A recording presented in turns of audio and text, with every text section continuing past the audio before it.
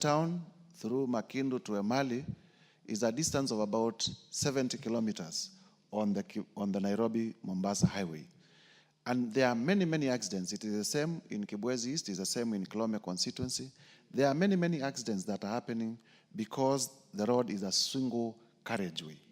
And we have been expecting, especially with the promise that the Americans want to do an expressway from Nairobi to Mombasa, the one that they have nicknamed Usahihi, that we may have this project come to pass so that we may reduce the number of accidents, because one life lost through a road accident is too many lives for us. We have also heard about plans to do the road from Chumvi through Konza Technopolis all the way to Emali under the funding of the Korea government. And I stand to request the executive to fast track such plans so that my people, the people living along the Nairobi-Mombasa highway, may stop losing their lives because of avoidable accidents that can be avoided by dualing the Mombasa-Nairobi highway. As for the funding, everything starts with an idea.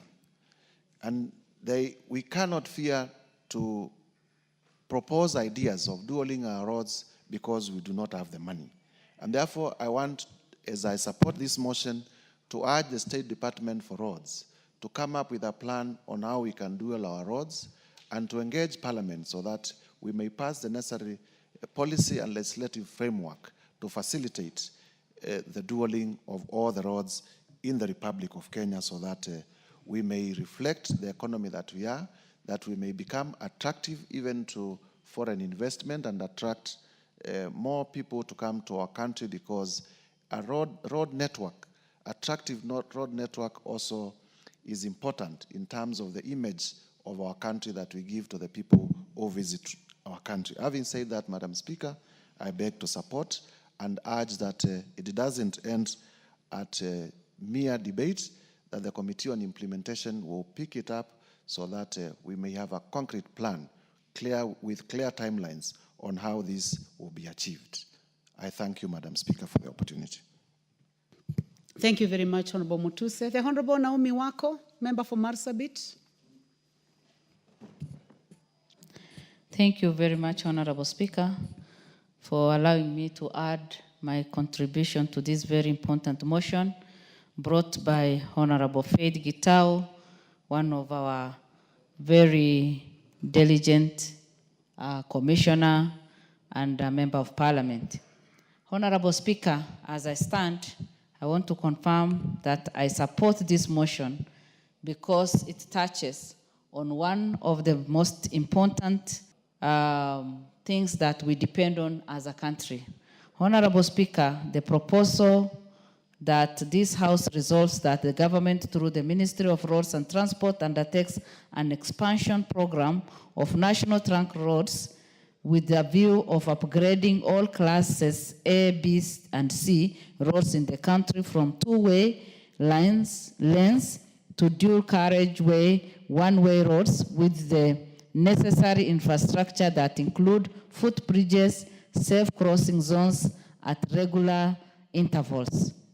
Honorable Speaker, I fully support this because we know very well as a country, so many innocent lives have been lost. We've lost many people. We've lost even tourists who have been in our country, road carnage. We've lost our young people, students, going for school trips or maybe going to their schools because of road carnage. And by expanding our road, we are sure that the accidents that keep happening in our country and on the roads will be reduced.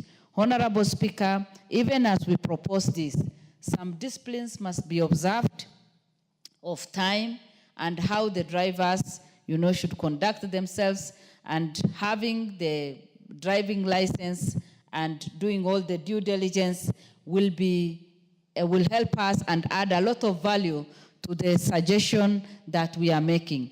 And again, Honorable Speaker, expanding our roads will be profitable to our country. Our economy will grow because we know very well that many of our neighboring countries depend on us. And by expanding our roads, then we know that we will be able to grow our economy, and we'll be able even to be of use to our neighbors, because Kenya, as it is today, we are at the front line and leading from there. We wouldn't want, to cause chaos and also other people to be in our country and have accidents. Honorable Speaker, we also know very well that road transport is still the preferred mode of travel and transport for many Kenyans, simply because it is affordable. And many of us prefer it because we know that when you're on the road, you are safe enough, unless maybe something that you are not aware happens. If we are not able to manage and to control, losing a lot of people. Honorable Speaker, we know that even for the service delivery, we depend on our roads for the service delivery. And these days we have our motorbike, the border borders, who support us. And what the motion is supporting is going to help us a lot, because with what she's saying, safe crossing zones at regular intervals, proper drainage system, and other requisite infrastructure for their optimal operation. Even our border people will have their own path to be riding on, and that will be safe, because right now we are mingling and everybody is trying to compete for space on our roads, which is not safe. And again, we are not saving time. So that we can save time, we can also be effective, we can also be able to achieve many things as we consider doing different things, then we will be able to manage very well. Honorable Speaker, again, it is the suitable way or suitable means of transport when it comes to short distance, because you cannot fly, you cannot jump over, you have to have proper way of driving and just getting to your destination on time. And this is the only way we can be able to achieve all our goals. It is my prayer that we will be able to do this, so that in our country, we already have a lot of challenges. We have many people, blaming the government for doing different things. We have Kenyans crying because of poor economy. We have challenges because businesses are not doing well. If we can ease the traffic, and if we can help our people to have at least safe way of traveling and reaching their destination, people's businesses will pick, and we will be able to do a lot. With those few remarks, Honorable Speaker, I support, and I request the other members also to support this motion. Thank you. Thank you very much, Naomi Wako, the Deputy Whip. The Honorable Gideon Ochanda, member for Bondo. Thank you, Madam Speaker. Madam Speaker, there are a number of things that if people and governments are not able to realize and do, will continue being in many, many, many problems. One of these is the issue of planning and the use of data. Our successive governments are well aware that we have more vehicles on the road each year as years advance. What is it that we are doing, or what is it that we are placing for purposes of this increase of traffic in terms of our road infrastructure? I think there are some very basic things, very, very, very basic, that governments, the successive governments, have not worked towards this. And they are well aware that vehicles are registered every day, the number has been going up, and where we are taking these vehicles to is not developed. It's a similar problem we have, for example, in housing and what we are seeing in Nairobi now. One house or a household is brought down, one building, and instead it is replaced by a massive house of more than 40 households. While you are doing this, you have not planned for sewer, you have not planned for transport, you have not planned for all these many other things. And this is exactly where the messes are coming in. And we also have data in terms of the amount of messes that we have on our roads. We also have the amount of messes that we have even in terms of the other infrastructure because of planning. I don't want to say that the planning has not been bad, but somebody is ignoring, because these are very bare facts, that when you increase in number, definitely there must be a provision. Even if it is water, there must be a provision. Nairobi doesn't have the same people it had 20 years ago. There must be a provision. There must be some forward looking in terms of how some of these things are supposed to be met. And Madam Speaker, even some very basic way of how government raises revenue, we are well aware that if you put aside the formal ways of raising taxes or revenue, transport sector is one of the biggest sectors that helps these governments to raise money. What is it that we are doing when you are very sure that a sector generates for you money? It is a sector again that you ignore.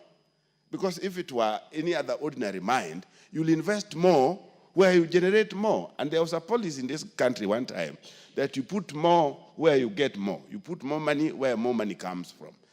I don't know where this was lost. And a more particular one is where we use planning, we plan with politics in mind. I think this is where there's a big problem. Because we are talking about these major roads. Some of them cannot be fixed within the 5-year period. But for purposes of planning and investment in them, it is important that we spread them across. Where we are at the moment, we are seeing problems that we would have avoided many years ago. 60 years since independence, we've only managed to do a railway, the SGR, which even as at now is still not in our hands. We've not done any. And yet we know that this would have been the best alternative to the road problems. You look at the colonial government, they were able to do this, and that was from 1901, 1902, and those are ages ago. Here we are, since independence, we are not even able to do a 1 or so kilometer of even if the old railway system that we were using before, even if we decided to put aside the SGR. I know there are those attempts that are there in place, but many of them are still focusing on doing these things within 5-year period. It can't work. So for purpose of our planning, we needed to know that from Mombasa to Nairobi was to be done in a certain period of time, Nairobi, Busia, or Malaba to be done in a certain period of time, Nairobi, Garissa to be done in a certain period of time, Nairobi, Kisumu, and whatever to be done in a certain period of time. This is exactly what has helped Tanzania. Tanzania has some of the very major bridges across their bigger rivers. But they have been doing those major bridges within, they're now 5, within every term of each parliament, each presidency, each government. They've been doing very major projects in terms of road network and bridges. They have bigger bridges than those we have if you put aside Nyali. The other bridges are really big because of the big rivers. And this has been happening because it is not tied to electoral period of time. So, Madam Speaker, these are some of the things that really needs to be looked at, so that when we are planning, we plan and we make use of our data. The next one is the issue of quality, Madam Speaker. You do a road, is a highway, and you are doing it like you are doing a village road. I'm bringing this in place, like in my place. We have a road, a Kenha road done from Kisian to Osieko. It's a Kenha road. But if you look at this road, it's a road that cannot withhold the kind of time and the kind of traffic that we have on it, because it was poorly done. More so between Bondo and Osieko is worse. And the maintenance arrangement cannot work. Every single time there's some contractor in place. As at now, the road surface is like it was a small village road. So the quality of works that go into highways also must be looked at, so that we don't go into one road 1 year after the other, you are on one road. 1 year after the other, you are on one road. We fix major roads, we fix them right, we fix them to last for purpose of quality, and then we move on. But if we are doing one road poorly done, and every single day you have to work on issues of maintenance, like this road I'm talking about, there's some contractors in one place or the other every single day, and it doesn't work.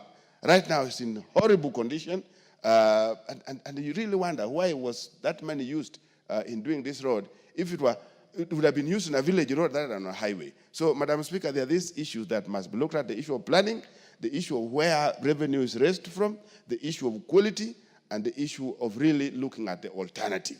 Alternative to roads can only be railways, nothing else. Thank you, Madam Speaker. Thank you very much, Dr. Ochanda. The Honorable Jackson Lekumontare, member for Samburu East.